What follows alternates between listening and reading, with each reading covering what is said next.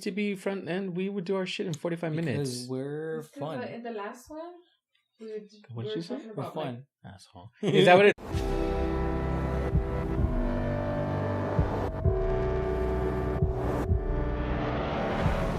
Hey, what's up, guys? It's Benji. And this is Anthony. And today we're going to be reviewing the movie Dunkirk. It was written, produced, and directed by Christopher Nolan. Yes. The great Christopher Nolan. Yes, of course. You know, we have our Batman trilogy back there. He's done Interstellar. He's done Inception. He's done so many other beautiful films. Yes. And here comes the black and white. I think this is another great collection to his films. And I could be the opposite side of the world when it comes to this film.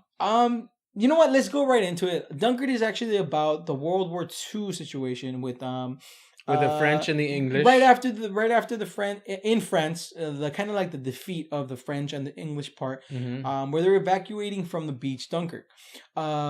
It's all about that situation. It all takes place within a week, a couple of days, couple of hours, and they kind of explain what's going on, and it's through other people's views, through a lot of people's views. Explain is a very loose term here. Okay, that's the thing. But this film is based on this one week, this event. moment in time, this event that happened during World War II. And so we can talk freely about our views on this film. Let's just do the cast right now. We have Tom Hardy as the Royal Air Force, right? So the thing is, they have names, but the way the movie's portrayed, you really don't remember them. And I think that was the point of the film. So you have Tom Hardy as the Royal Air Force. So he's actually the one in the plane, in the trailer. He's in the skies. Yeah, he's in the skies. You have the main lead, right, which was Fionn Whitehead. Yep. He's Tommy. He's kind of like the British main one. You kind of see him in the trailer. Not really. It's a little bit hard to see. Right. Him. He's in the poster. Yeah. We also have James Darcy, who plays the Colonel Womenit, something like that. Some guy, a singer named Harry Styles, which I don't know the. So a lot of I actually was like, wait, is that Harry? I kind of was ashamed. That you could actually see his face. Like, I was ashamed that I knew who it was, but he's pretty good. So Harry Styles was in the film as well, and of course he plays Alex. Yeah, right? he plays Alex. So he's one of the soldiers that's actually trying to get off the beach as well. One of the British soldiers.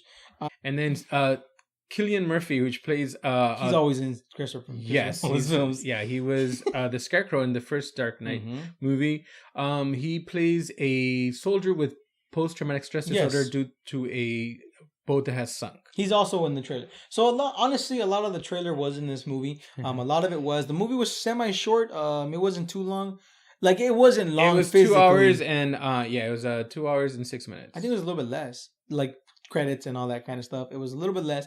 But the thing is, let's get into, what we liked and what we didn't like. And I personally love this film.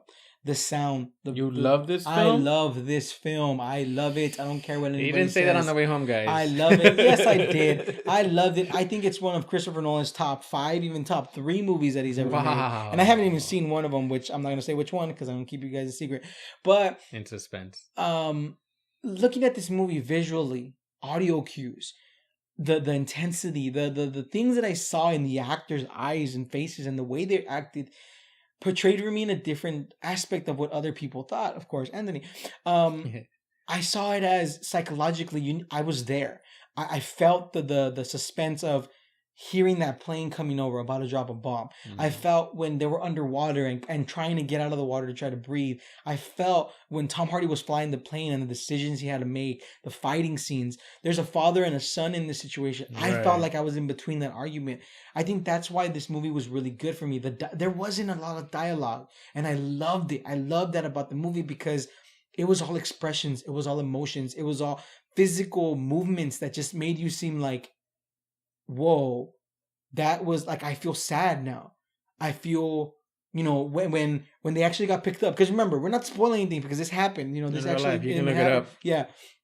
When they actually got, rescued, I felt like I wanted to cry. Because I was like, we're getting off this beach. I was like, we're getting off, guys. We're getting off. Yeah, and the numbers were like crazy. There were like 300,000 soldiers, and they could only take about 40, I believe they said. Yeah, and they could only take like certain amounts, and it was dangerous because the Germans were around, and it was something to where even when you just saw the beach, just strolling through the helmets, when you saw all the people on the field, the footsteps of all the soldiers, something about this movie visually made me care about all of them. Of course, it's a slow film. It is a slow film because it tries to really make you focus on what's happening little by little scenes. You really got to focus. You really got to pay attention. So this movie does take particularly to someone. As you see, Anthony's not talking. I'm going to let him talk right now because I do want you to hear his side, because maybe there is going to be people out there that feel like this, because I honestly could say this movie's not for everybody.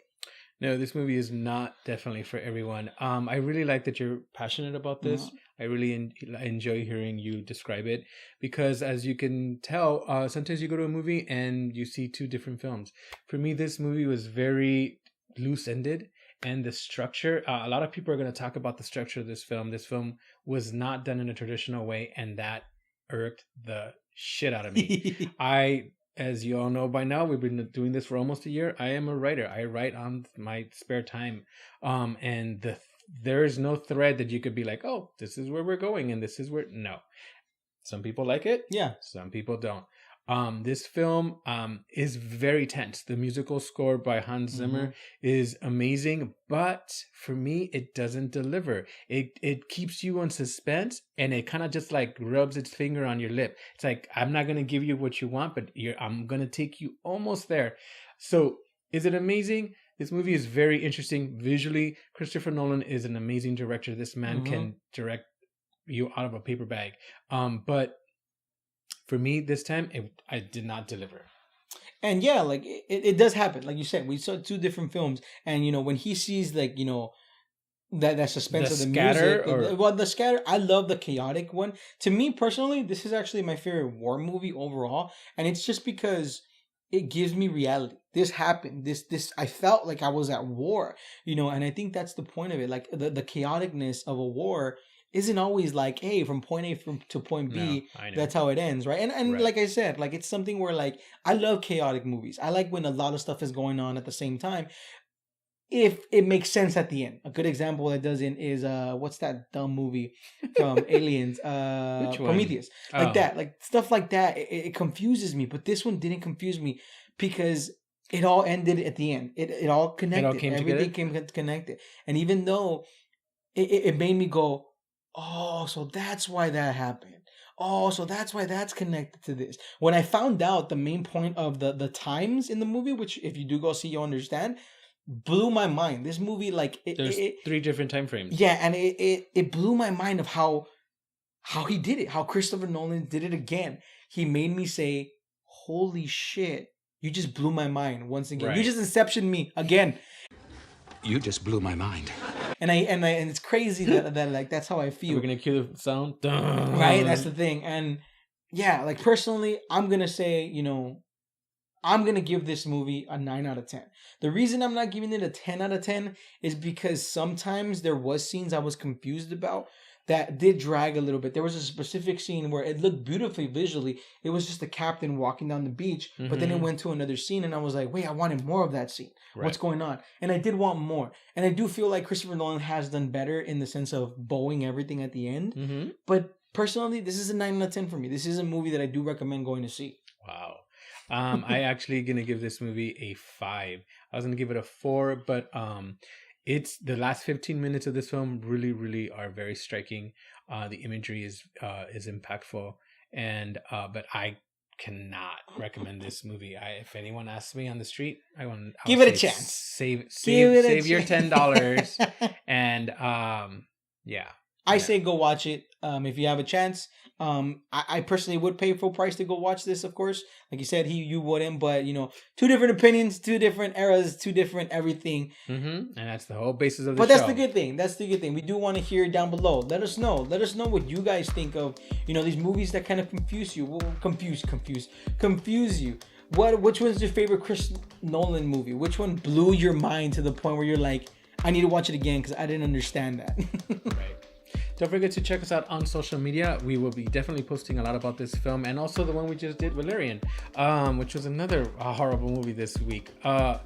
Check us out on Facebook, Instagram, Tumblr, and Twitter. Yep, it's all down below, guys. We do have links there. We also do have links for all of the trailers, and we have links to all of the IMDb's and Rotten Tomatoes. Like, you guys should check out the scores as well. Oh, what is the score on Rotten Tomato? Rotten Tomato gives it right now a 93%, but it's all down below. You guys should check it out. It all goes downhill from here. You guys can check it out there. All right, guys, if you guys like the video and you like our reviews, don't forget to subscribe for more awesome videos. Have a good one.